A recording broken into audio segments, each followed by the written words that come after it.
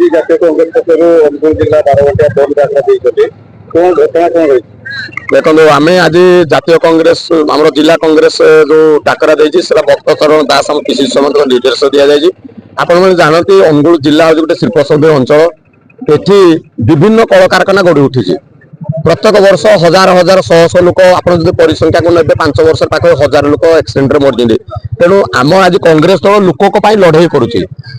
लड़े मुख्य मुद्दा है आज जो प्रकार बर्तमान प्रदूषण है भारत वर्ष में अनुगुल जिला बर्तमान 1 नंबर हो गला। द्वितीय कथा है बर्तमान जो एक्सीडेंट लोक मर तार नियम अच्छी जो कारखाना हम कि जो माइंस हम तार गोटे कोल कॉरिडोर अलग रास्ता करेंगे जेनु से माने सर्वसाधारण रास्ता से नौ। तेणु कांग्रेस जिला कांग्रेस तरफ गोटे दाबी अच्छी जी लोक यही रास्तार एक्सीडेंट मरे प्रत्येक लोक 15 लाख टंका से डीएम फंड दिंतु। मुझे अनुगुल जिला कथा को जब भर को आज पालड़ा निर्वाचन मंडली कथा कहि आपण मान जानती पालड़ा निर्वाचन मंडली बहुत दिन आशा आकांक्षा था चक्रधर प्रोजेक्ट। विगत 2 वर्ष पूर्व गोटे सरकार 2 वर्ष पूर्व डिक्लेयर करदे चक्रधर प्रोजेक्ट बर्तमान चक्रधर प्रोजेक्ट ना से भी आम मुद्दा भितर अच्छी। आज रेंगाली बुढ़ी अंचल कथा कहवा 2 वर्ष पूर्व लोक मैंने जल समाधि दौले यही जो ओडिया अस्मिता ना जो सरकार आसी कहीकि आज सरकार कर बर्तमान सुधा दाबी पूरण ना।